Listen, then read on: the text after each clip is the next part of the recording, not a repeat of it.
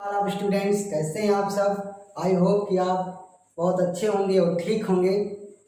तो चलिए कि जैसा कि हमने पिछले वाले वीडियोस में हमने आपके साथ में इमेज के बारे में डिस्कस किया था, ऑप्टिकल मीडियम के बारे में डिस्कस किया था। तो चलिए आज इस वीडियोस के माध्यम से हम बात करेंगे दर्पण की। दर्पण क्या होता है, दर्पण मीन्स मिरर क्या होता है। ठीक है, तो मिरर से तो आप सभी लोग भली बात परिचित ही हैं कि मिरर क्या होता है। मिरर एक प्रकार का पारदर्शी तल होता है जिसके एक पृष्ठ को काट कर उस पे लेड ऑक्साइड, जिसको बोलते हैं पीबीओ, इसको लाल ऑक्साइड भी कहते हैं, वो लगा देते हैं तथा दूसरे पृष्ठ को परावर्तक पृष्ठ बना देते हैं जिसको बोलते हैं रिफ्लेक्टेड सरफेस। ठीक है, इस पूरे सिस्टम को या पूरे निकाय को हम दर्पण कहते हैं, मिरर कहते हैं। ओके, क्लियर होगी इतनी बात। अब हम बात करेंगे टाइप्स ऑफ मिरर, दर्पण के प्रकार।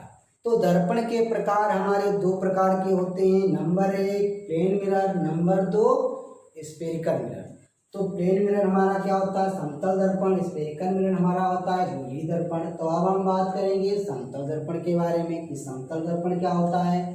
समतल दर्पण वह दर्पण जिसका परावर्तक पृष्ठ समतल हो, जिसका परावर्तक पृष्ठ समतल हो उसे हम समतल दर्पण कहते हैं। ओके, जैसे कि हमने यहाँ पे लिखा है प्लेन मिरर में, mirror whose reflecting surface, reflective surface is plane और कॉल्ड प्लेन मिरर। ओके, वह दर्पण जिसका परावर्तक पृष्ठ समतल दर्पण होता है, समतल होता है, उसे हम समतल दर्पण। ठीक है, इतनी बात क्लियर होगी।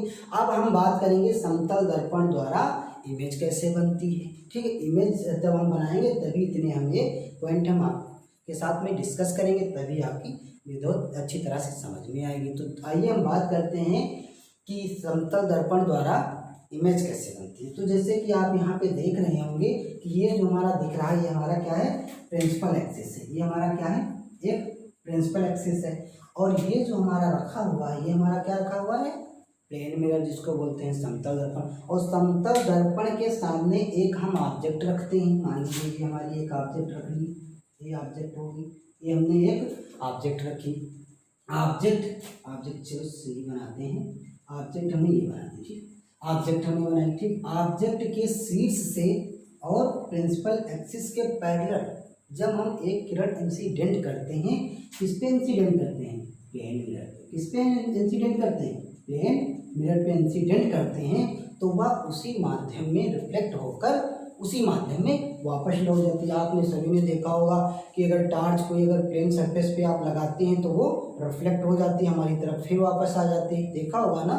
तो ठीक वही है चीज़, जब इसमें प्लेन सरफेस पे यहाँ से जब हम कोई एक रे इंसिडेंट करते हैं तो वह उसी मीडियम में वापस लौट जाती है। मान लीजिए ये हमारी ऐसे ऐसे ऐसे ऐसे ऐसे उसी मीडियम में वापस लौट। ओके, फिर इसके बाद में हम दूसरी रेज लेते हैं और उसको इंसिडेंट करते हैं। कहाँ से इंसिडेंट करते हैं, उसके शीर्ष से इंसिडेंट करते हैं। तो उसके शीर्ष से इंसिडेंट करते हैं तो वह उससे रिफ्लेक्ट होकर उसी मीडियम में वापस लौट जाती है, जो कि हमने रिफ्लेक्शन ऑफ लाइट में हमने डिस्कस किया है, जो कि आप जानते हैं। ठीक है, तो वह उसी मीडियम में ऐसे वापस लौट जाएगी। ओके, तो जो यहाँ पे जो एंगल होगा आई और यहाँ पे जो एंगल होगा आर, आपतन कोण और परावर्तन कोण बराबर होते हैं। ठीक है, ये तो हमने पढ़ा रखा है ना।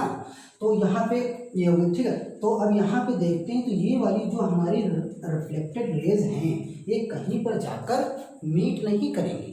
देखो वैसे जा रही है, ऐसे जा रही, कहाँ मीट करेंगे, मीट नहीं करेंगे। तो इन दोनों रिफ्लेक्टेड रेजों को हम पीछे बढ़ाएंगे। ठीक है, दोनों रेजों को हम ऐसे मान लीजिए डॉट डॉट करके हमने पीछे बढ़ाया। तो जहाँ पे ये दोनों एपियर टू मीट, मिलती हुई प्रतीत होंगी। ठीक है, जो मिलती हुई प्रतीत होंगी, तो जहाँ पे मिलेंगी दोनों रिफ्लेक्टेड रेज वहीं पे प्रिंसिपल एक्सिस से हमारी इमेज बन जाती है, जो कि वर्चुअल इमेज होती है और इरेक्ट होती है। जब प्रिंसिपल एक्सिस के ऊपर इमेज बनती है तो इरेक्ट इमेज होती है, याद रखिएगा। ओके, तो वो जो हमारी ऊपर बनती है वो क्या बनती है, इरेक्ट इमेज बनती है। जो हमने पहला पॉइंट लिख भी रखा है, वर्चुअल एंड इरेक्ट, जो उसकी इमेज बनती है वो वर्चुअल बनती है और इरेक्ट बनती है। वर्चुअल वो होती है जो कि एक्चुअली में मीट नहीं करती, एपियर टू मीट। ओके, जो कि हमने पढ़ाया है इमेज में, रियल इमेज और वर्चुअल इमेज में, ठीक है। तो यहाँ पे जो यहाँ पे बनेगी वो वर्चुअल इमेज बनेगी और डायरेक्ट इमेज बनेगी। ओके, इतनी बात आप क्लियर होगी। अब हम बात करेंगे दूसरी बात ये है equal to the object. Equal to the object इसका मतलब ये है जितनी हाइट हमारी ऑब्जेक्ट की होगी उतनी हाइट ही हमारी इमेज की होगी।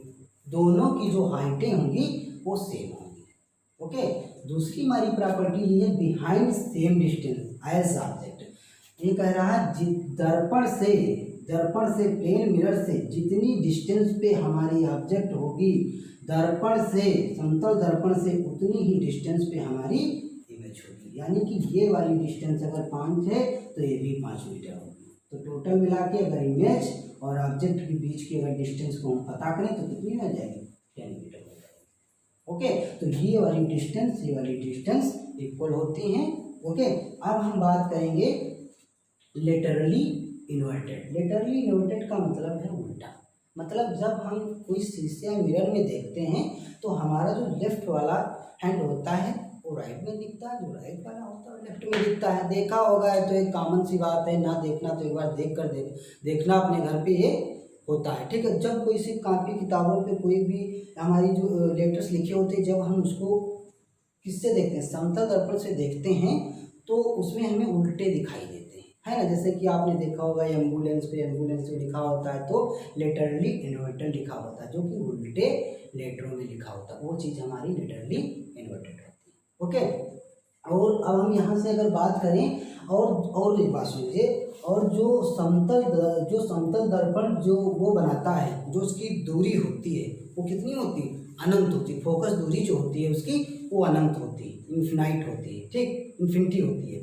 ठीक है, तो ये पूरी बातें आपकी समझ में आई होंगी।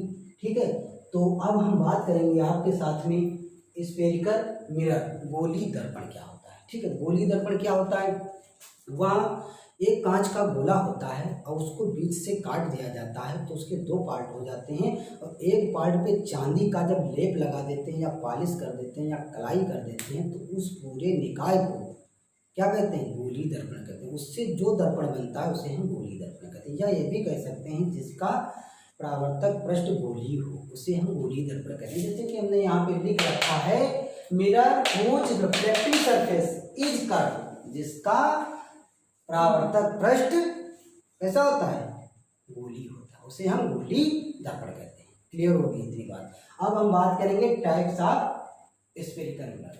गोली दर्पण हमारे 2 प्रकार के होते हैं। Number 1 concave mirror, number 2 convex mirror. इसको बोलते हैं अवतल दर्पण, इसको बोलते हैं उत्तल दर्पण। ठीक है, तो बात करेंगे अवतल दर्पण। अवतल दर्पण क्या होता है, वह गोली दर्पण जिसका परावर्तक पृष्ठ वह गोली दर्पण जिसका परावर्तक पृष्ठ अंदर की ओर होता है, इसको रिफ्लेक्टिंग सरफेस बोलते हैं। वह गोली दर्पण जिसका परावर्तक पृष्ठ अंदर की ओर होता है, या ये भी कह सकते हैं जिसका परावर्तन दबे हुए भाग से होता है, उसे हम अवतल दर्पण कहते हैं। जैसे कि यहाँ पे लिखा a spherical mirror whose reflecting surface is curve invert is called concave mirror.